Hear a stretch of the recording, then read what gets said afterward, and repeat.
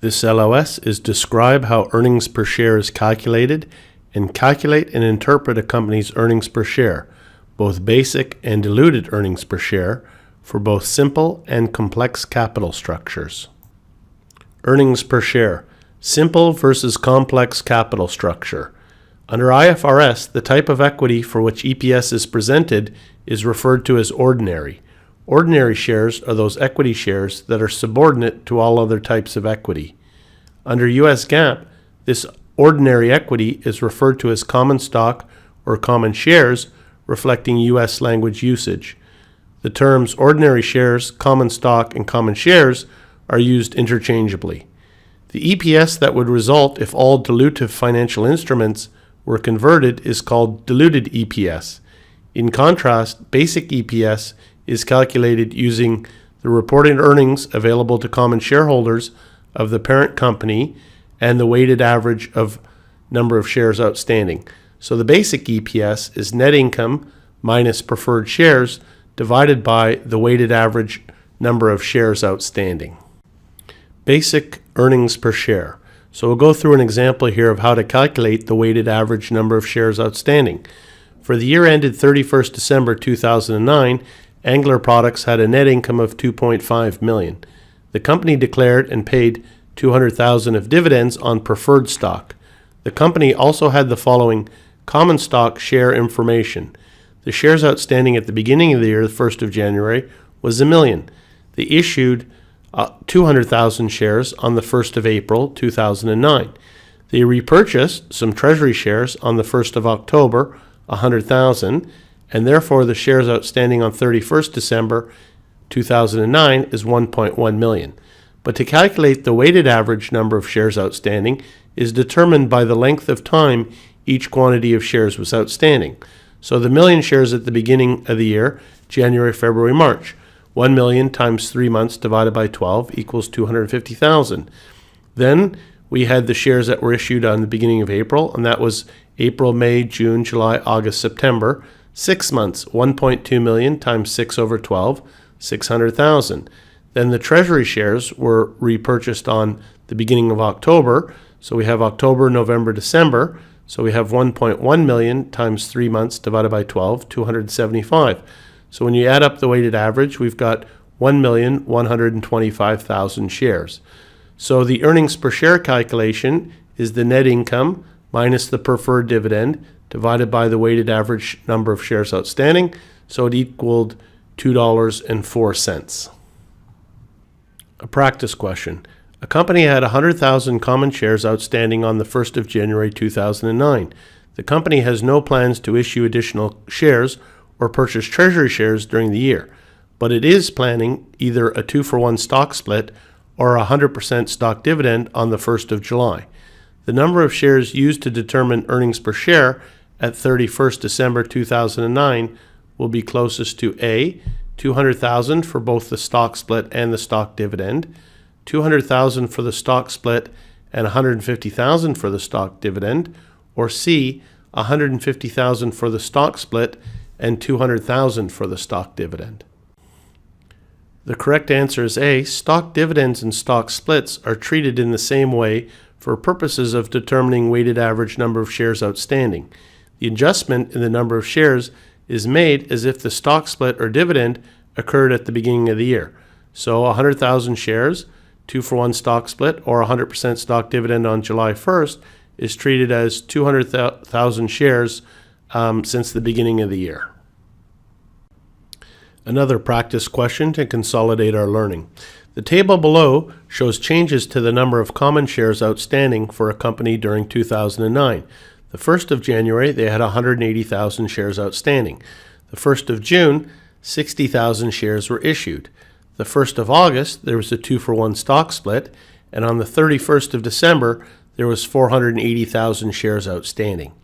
To calculate the earnings per share for 2009, the company's weighted average number of shares outstanding is closest to A, 215,000, B, 420,000, or C, 430,000. Okay, the math on this one isn't too hard, but it's a little bit tricky until you've gone through it the first time. So because of the stock split. The 180,000 shares we had at the beginning of the year for January, February, March, April, May, 5 months. So we know that's 180,000 times 5 over 12 for our weighted average. Then we issued 60,000 shares.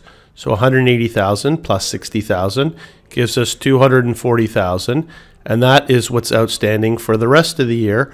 There was no other stock transactions in terms of issuance or treasuries. There was just the 2-for-1 stock split. So we can see the way that we're going to do this question, 180,000 times 5 twelfths plus 240,000 times 7 twelfths, and then we're going to multiply that by 2 because the stock split is treated retroactively since the beginning of the year. So the correct answer is C, 430,000. Another practice question to consolidate our understanding. An analyst gathers the following information about a company's common stock. 1st of January 2011, 200,000 shares outstanding. 1st of June 2011, 50,000 shares issued. 1st of August 2011, 2-for-1 stock split. And so therefore, at the end of December 2011, there was 500,000 shares outstanding. To calculate earnings per share for 2011, the company's weighted average number of shares outstanding is closest to A, 333,333, B, 350,000, or C, 458,333. So this question is very similar to the one that we just did, and that's the way to get quick on these type of questions. C is correct. The weighted average number of shares is determined by the length of time each quantity of shares was outstanding, and a stock split is treated as if it occurred at the beginning of the year. So we had 200,000 shares at the beginning of the year for January, February, March, April, May, 5 months. 200,000 times 512, 83,333. Then we had 250,000 shares for the rest of the year. That was June, July, August, September, October, November, December.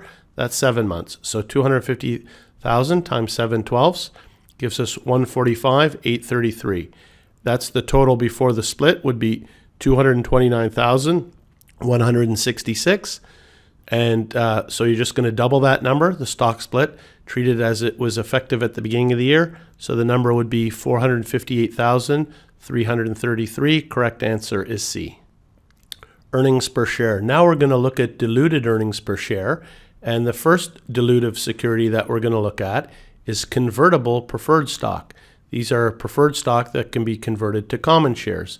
So the basic earnings per share equation is net income divided by the weighted average number of shares outstanding plus the new common shares that would have been issued if converted. So let's just run through an example here. For the year ended 31st December 2009, Bright Warm Utility Company had a net income of $1,750,000. So we can see that's going to be the numerator, and that doesn't change when we're doing our diluted using if converted method calculation. The company had an average of 500,000 shares common stock outstanding, 20,000 shares of convertible preferred, and no other potentially dilutive securities. Each share of preferred pays a dividend of $10 per share. Each preferred share is convertible into 5 shares of the company's common stock. Calculate the company's basic and diluted earnings per share. So here we'll start with the basic earnings per share first. It's the net income minus the preferred dividend, and we know the preferred dividend, it says here, $10 per share and 20,000 shares, so that's easy, it's 200,000. So net income minus the preferred dividend, we have a numerator 1,550,000. And the weighted average number of shares outstanding was 500,000, which was given to us. So the earnings per share, $3.10. On the right-hand side, the diluted earnings per share, if we converted, we don't deduct the preferred dividend because it's gone. This preferred stock has been converted. So our numerator is the 1,750,000 net income. Then the weighted average number of shares is our 500,000 plus 100,000. That was the 20,000 shares, and they can be converted into 5 shares each, correct? So that's 100,000. So we would have for our denominator 600,000. And therefore our diluted earnings per share would be $2.92, which is less than our earnings per share of $3.10. So indeed, those convertible preferred shares are dilutive. So let's do a practice question looking at a dilutive security. So here on the left-hand side, we've got our securities. There's common stock, preferred stock Series A, preferred stock Series B. Authorized shares on the common stock, 500,000, issued and outstanding 250,000, currently pays a dividend of $1 per share. The preferred stock Series A, authorized 50,000, issued and outstanding 12,000. It's non-convertible, it's cumulative, and it pays a dividend of $4 per share. Then we have preferred stock Series B. There's 50,000 is authorized, 30,000 outstanding, and it is convertible. It pays a dividend of $7.50 per share. Each share is convertible into 2.5 common shares. Some additional information: retained earnings at the beginning of the year, 600,000. Reported net income for the year, 1 million. So the diluted earnings per share is closest to A, $2.91, B, $2.93, or C, $3.08. I think this is an excellent practice question because there's a fair bit that you need to go through in 90 seconds. So we always start with our net income. So we'll do the basic earnings per share first, and we can see that the preferred dividend for the Series A was 48,000. The preferred dividend for the Series B was 225,000. So the earnings available to the common shareholder was 727,000. And the weighted average number of common shares outstanding, there was 250,000. So 727,000 divided by 250,000 gives us a basic earnings per share of $2.91. Now we have to do the diluted EPS. We start with the same net income. We're going to deduct the dividend, and you remember it was 12,000 shares times $4 per share, so it was 48,000. And that one was not convertible, the Series A. But the Series B was convertible, so the dividend is gone. So therefore, our earnings available to the common shareholders is higher. The numerator is now 952,000. Then when we move down to the weighted average number of common shares, we're starting again with the 250,000, but we need to do the conversion.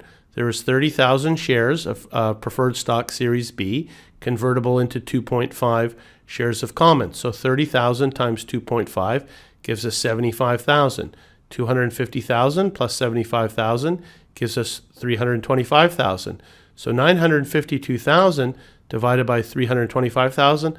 Aha, this is a bit of a tricky question because we can see the correct answer is not B, because the basic earnings per share is $2.91. And so when you do your calculation for the diluted EPS, if it's greater than the basic earnings per share, then the correct answer is the $2.91, because Series B is anti-dilutive and therefore it's not included. So that's an excellent practice question. It makes you go through a number of calculations and brings up the very important point that if the security is anti-dilutive, it's not included. So the correct answer, you just stick with your basic earnings per share.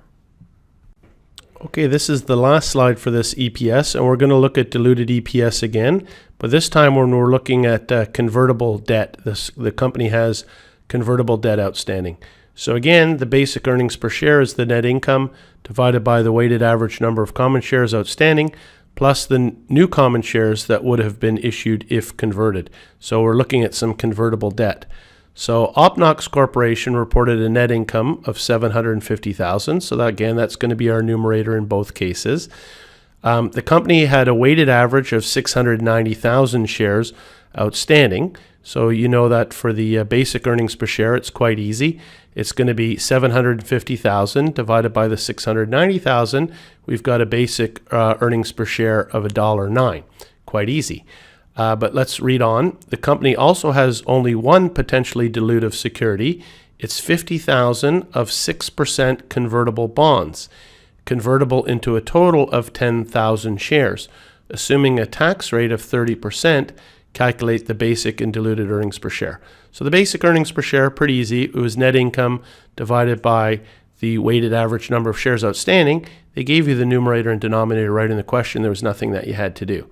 But here, to calculate the diluted earnings per share, just the trick is is that if you converted those, you've got to add back the interest because interest is tax deductible. Okay? So how do we do that? We're going to do 50,000 times 0.06, which is $3,000, times 0.7, which is 1 minus the tax rate, and that's going to give us 2,100. So you need to add back that after-tax cost of interest, which is going to give us now a new numerator, which is 752,100. And then the denominator is pretty easy. It's the 690,000 weighted average number of common shares outstanding, plus just adding the 10,000 because they told you here it's convertible into a total of 10,000 shares.